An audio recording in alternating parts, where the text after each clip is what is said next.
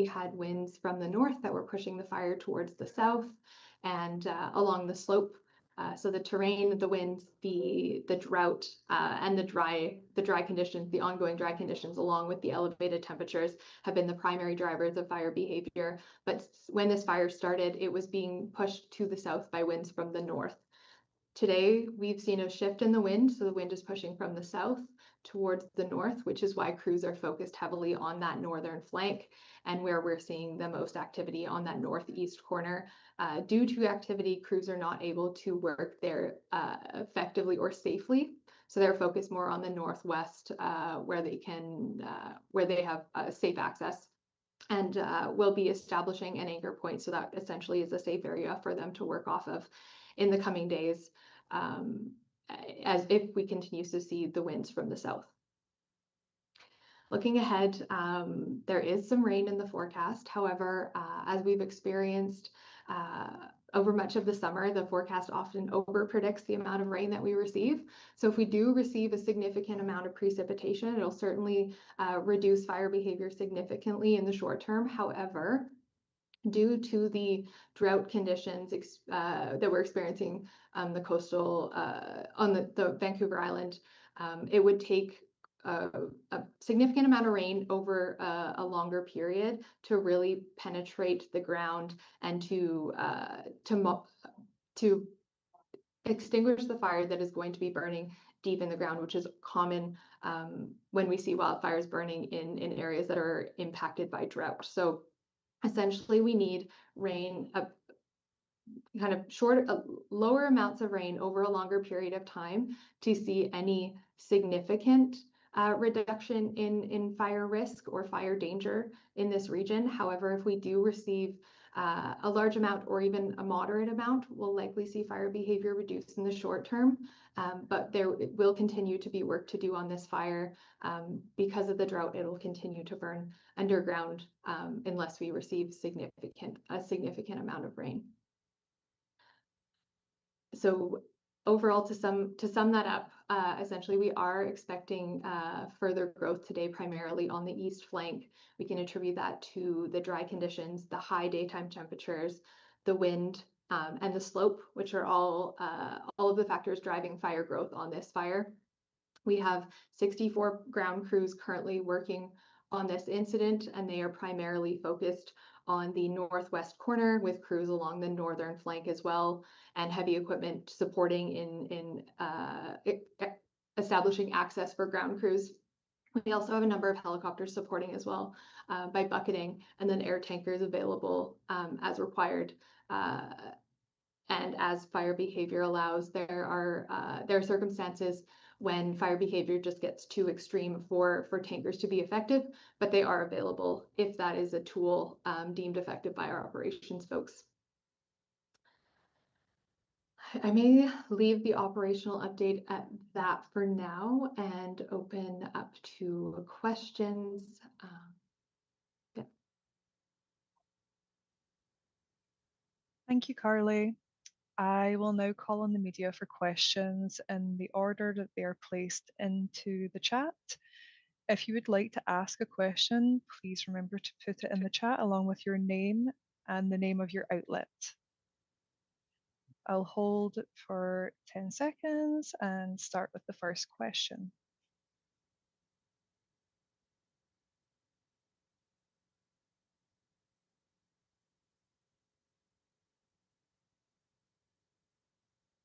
Okay, it looks like our first question is from Eric at the Hashiltsa newspaper. Eric, if you could please unmute yourself and ask Karley your question. Hi, thank you.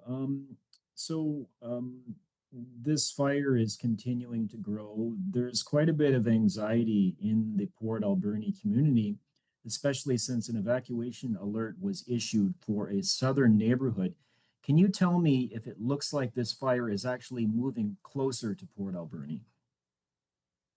I mean, so as I mentioned, with the wind shift from the northerlies to the southerlies, it is growing in the northeast.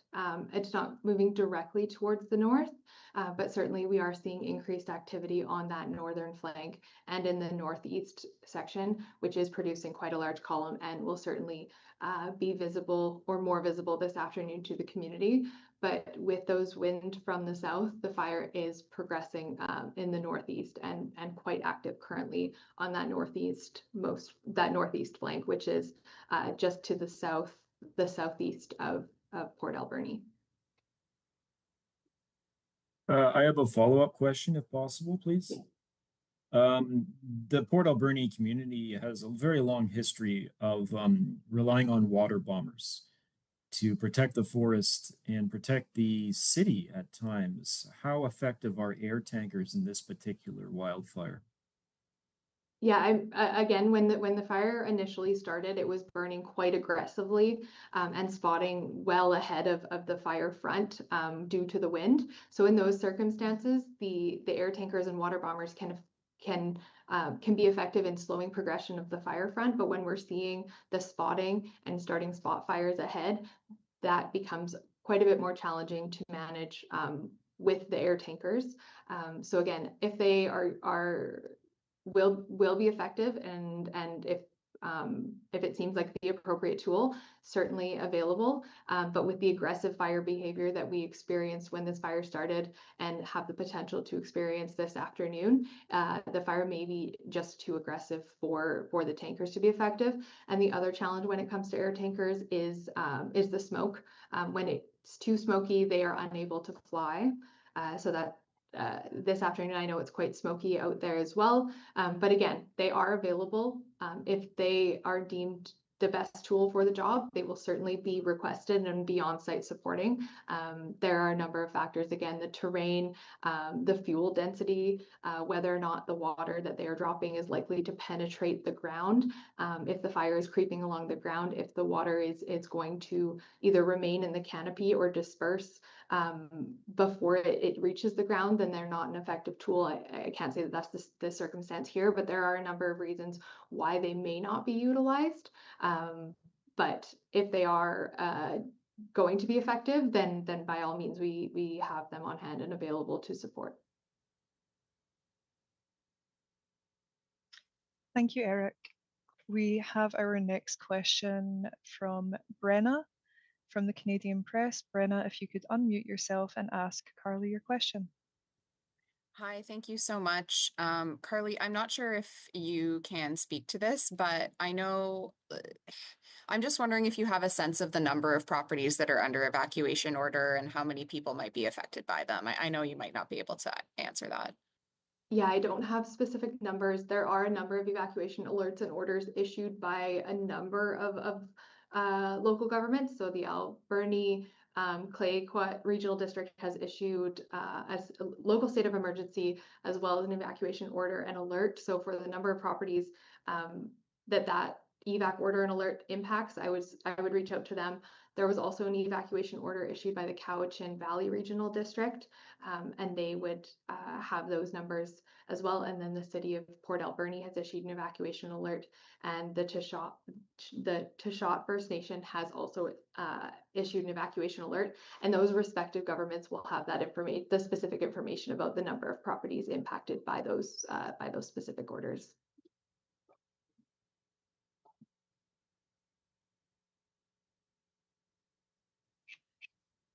Thank you, Brenna. Our next question is from John Deroux. John, if you can unmute yourself and ask Karley your question, please. Hey there. I'm curious if you could describe sort of the rate of spread, even just an ish, 4 hectares every 3 minutes or whatever, just a ballpark figure of how fast this is spreading. Currently, I don't have the specifics on how fast it's currently spreading. I know it's picked up this afternoon and is most active on that east flank. There is, however, I guess to look back at when this fire initially started, it was reported at around 6:30 p.m.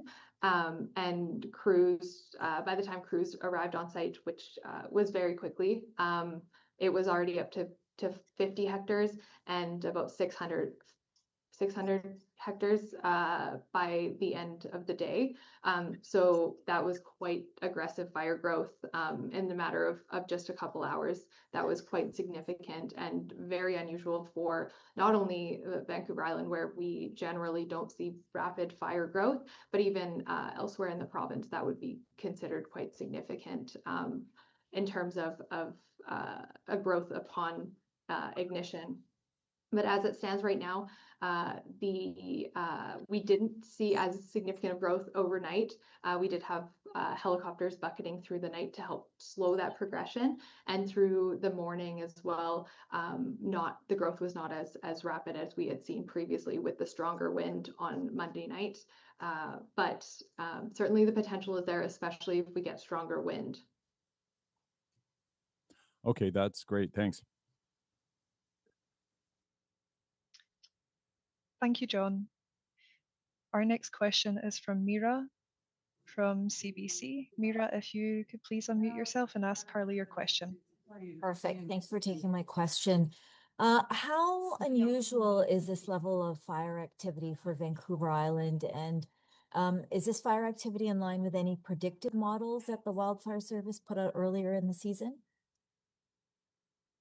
Yeah, I mean, certainly for Vancouver Island, this fire, I mean, I can't say for certain, but I know that this is certainly in quite unusual in terms of the size already. It's not common to have wildfires in the thousands of hectares on Vancouver Island, but we can attribute that to the drought. So there's been very little rain received in this area of the province since even looking back into May. So with that drought, while the rest of the province has experienced more intense drought conditions over the past couple of years, the Coastal Fire Center region has kind of managed to avoid those similar drought conditions. But with that absence of rain since May, that has certainly resulted in the aggressive fire behavior. And I would say certainly not in kind of recent history to have a fire grow to this size and this quickly and exhibit this extreme fire behavior within the Coastal Fire Center.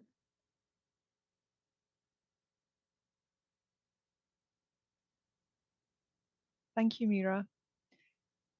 We have our next question here from Dimitra from CTV. Dimitra, if you could please unmute yourself and ask Karley your question. Awesome. Thank you so much. So obviously we know that this is simultaneously burning with the Wesley Ridge fire. How are crews on the ground feeling about resources? Are they afraid that, I mean, you mentioned that rain is coming, but it won't really be sufficient to really suppress this fire? Are they nervous about how long this fire could go on for and having to stretch out those resources that they have? Yeah, I mean, I think there's a couple factors at play there. One of them certainly being the rain in the forecast. Again, they're forecasting a significant amount of rain. We cannot rely on that. If we do get quite a bit of rain, then we will certainly reassess what the future of this fire looks like and how long crews will need to be assigned to this fire to do kind of the wrap up phase, kind of the mop up, the things that we need to do kind of more in the long term to make sure this fire doesn't grow, even when it gets into like the being held or under control stage. When fires are burning in that drought and they can burn quite deep, it does require a lot of digging, a lot of work for crews. So that can continue for weeks and months after a fire is at that being held stage. Once we see how much rain we get in the next week, that'll certainly allow us to have a better understanding of what the future looks like. But again, we can't rely on those forecasts that are calling for a significant amount of rain. In terms of resourcing, again, fortunately, if we look at the rest of the province, fire activity is relatively low and kind of under those seasonal norms for what we would expect this time of year. So fortunately, there are a number of resources available, and we have resources from across the province here in the Coastal Fire Center supporting on what is now this complex, the Cameron Complex. So we have adequate resources for these two fires and more resources available should we need them. Fortunately, the Wesley Ridge wildfire is in more of that mop-up kind of demobilization stage. So there's absolutely a lot of work to do to keep it where it's at, but things are trending in the right direction on the Wesley Ridge, which is allowing us to focus on the more imminent need, which is the Mount Underwood.